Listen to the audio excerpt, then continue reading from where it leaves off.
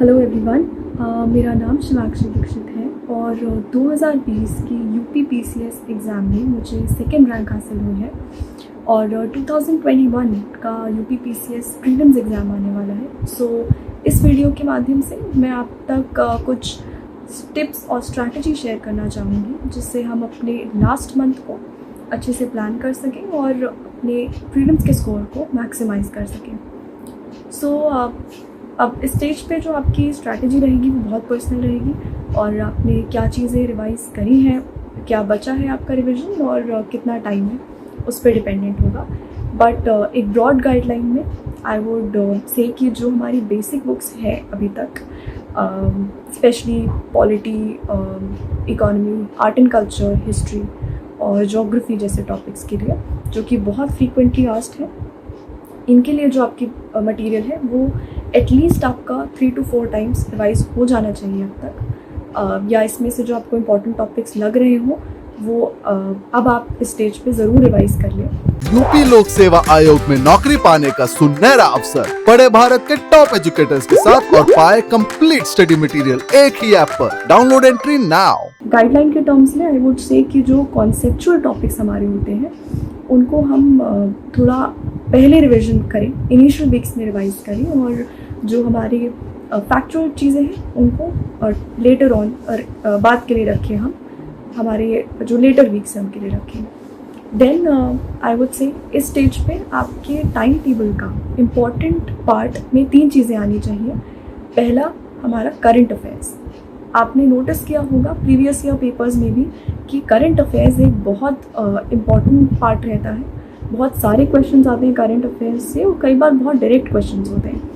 और UP government की schemes, जो अनाउंसमेंट्स हैं, प्रोजेक्ट्स हैं, वो ज़रूर से आते हैं। सो इट्स इम्पॉर्टेंट कि आपने उनको अच्छे से रिवाइज़ किया हो एंड जहाँ से भी आपने पढ़ा है उनको, चाहे न्यूज़पेपर के नोट्स बनाए हैं या फिर आपने कोई मंथली मैगजीन्स रेफर करी है, आई वुड सजेस्ट कि आप उन्हीं से उनको रिवाइज़ करें। If you think monthly magazines are a little lengthy to be revised at this stage, तो फिर आप एक थोड़ा सा टाइम निकाल के एक दिन उनको मार्क कर लें, प्रीलिम स्पेसिफिक टॉपिक्स को मार्क कर लें एंड उन्हीं से रिवाइज़ करें। नए कंपाइलेशंस बहुत आते हैं स्टेज पे मार्केट में कि 12 मंथ्स का या 14 मंथ्स का एक short compilation. I would say वो सिर्फ वो लोग यूज़ करें जिन्होंने अब तक कुछ भी करंट अफेयर्स के लिए रेफ़र ना किया हो। जिन्होंने पहले से पढ़ा है वो अपने प्रीवियस सोर्सेज को ही रेफ़र करेंगे। देन एक इम्पॉर्टेंट पार्ट रहता है हमारा मॉक्स का। अपने इस समय टाइम टेबल में मॉक्स आपके बहुत इंपॉर्टेंट रहेंगे और in terms of number if I say, I think 15 to 16 full length mocks हमें ज़रूर लगा लेने चाहिए इस टाइम पे, अगर हमारे पास सिर्फ 1 मंथ है अब तो। और इफ़ यू थिंक कि कुछ एक सेक्शंस हैं, इकोनॉमी है या पॉलिटी, कुछ स्पेसिफिक सेक्शन में अगर आपको लग रहा है कि आप वीक है तो फिर उसके सेक्शनल मॉक्स लगा लेते हैं। एंड मॉक्स सिर्फ आपको बहुत सारी चीज़ों में हेल्प करते हैं। मॉक्स ना सिर्फ आपको नए क्वेश्चंस बताते हैं बल्कि वो स्ट्रैटेजाइजिंग में बहुत ज़्यादा हेल्प करते हैं। आपका टाइम मैनेजमेंट बहुत बेटर होगा एंड मॉक्स की जब आप एनालिसिस करते हैं, जो कि बहुत इंपॉर्टेंट है, तो आपको पता चलेगा कि आपके क्वेश्चंस क्यों गलत हो रहे हैं, आप किस तरह के क्वेश्चंस छोड़ रहे हैं, और जो आप गेस वर्क करते हैं, एजुकेटेड गेस कर रहे हैं या बहुत ज़्यादा वाइल्ड गेसेस कर रहे हैं, ओवर गेसिंग तो नहीं हो रही है। सो इस तरह से आप स्ट्रैटेजाइजिंग सीख जाते हैं और हर तरह के, हर लेवल के डिफ़िकल्टी वाले पेपर को जब आप सॉल्व करते हैं तो आप एक्चुअल पेपर के लिए बिल्कुल रेडी हो जाते हैं। सो मॉक्स ज़रूर अटेम्प्ट करें एंड उनको एनालाइज ज़रूर करें। सिर्फ मॉक्स अटेम्प्ट करके स्कोर कैलकुलेट करके उसे छोड़ ना दें, बल्कि जब हम अपने मॉक्स अटेम्प्ट करते हैं, टाइम बनाते हैं, टाइम टेबल बनाते हैं, तो if you have 2 hours for your mock, attempting the mock, have at least 3 hours for analyzing that mock and बहुत deeply analyze करिए। जो questions frequently asked हैं और आपके गलत हो रहे हैं या छूट रहे हैं, उनको मार्क कर लीजिए कि वो रिवाइज करके ही जाइएगा अपने पेपर के लिए। देन हमारा एक बहुत इंपॉर्टेंट पार्ट आता है प्रीवियस ईयर के पेपर्स का। अब तक आपने प्रीवियस ईयर के पेपर्स तो देख लिए होंगे कि कौन से क्वेश्चंस आए हैं या कैसे क्वेश्चंस आते हैं।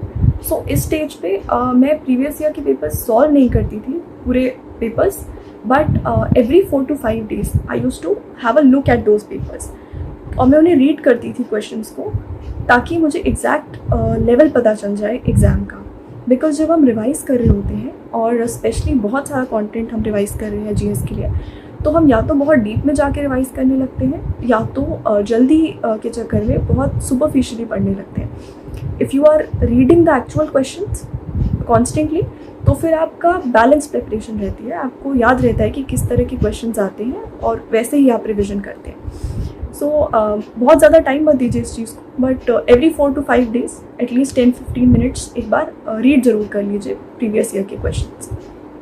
देन इसी स्टेज पे आपका एक और सेक्शन जो बहुत इंपॉर्टेंट रहेगा, वो है आपका CSAT को हम इस स्टेज पे थोड़ा नेगलेक्ट कर जाते हैं कई बार, क्योंकि CSAT हम GS बहुत ज़्यादा रिवाइज़ कर रहे होते हैं, और CSAT एक क्वालिफाइंग पेपर है।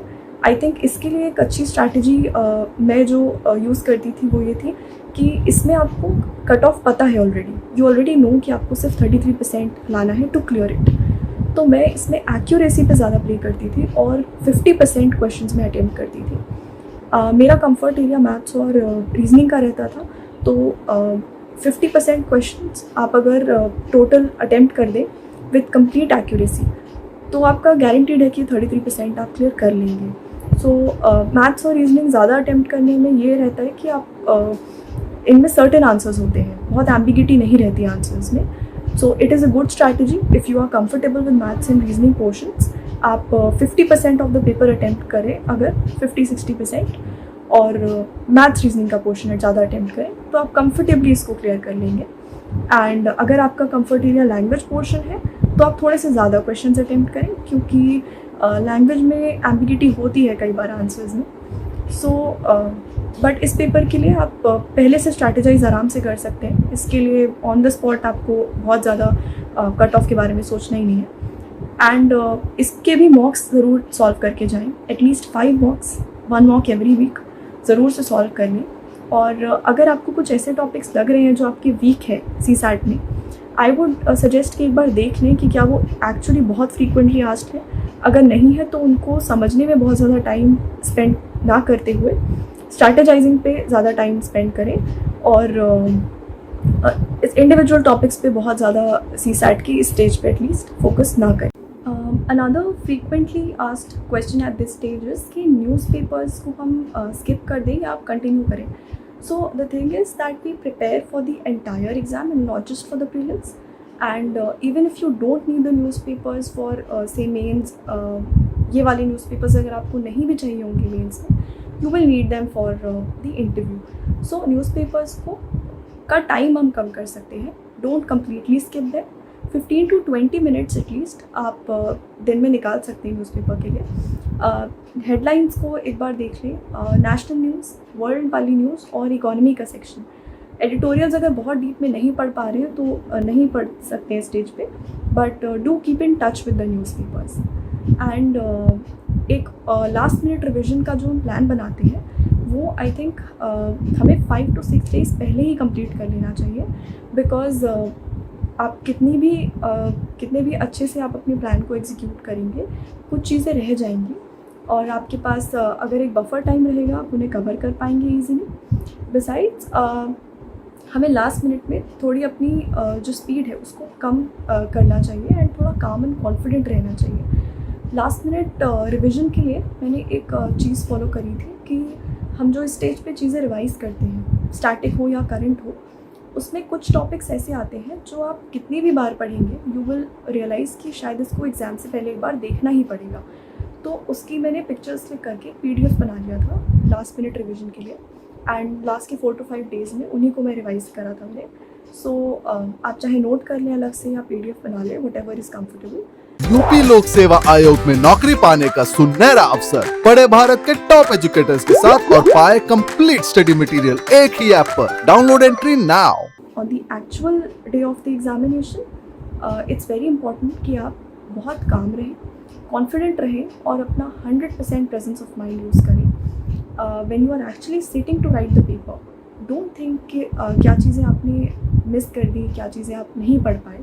जितना पढ़ा है उस पर पूरी तरह से कॉन्फिडेंट रहिए और पूरा प्रेजेंस ऑफ माइंड यूज़ करके पेपर अटैम्प्ट करिए। Don't think about the results in those 2 hours at least. If you have studied well, you will perform well and will definitely see good results. So with that, I wish all of you all the very best.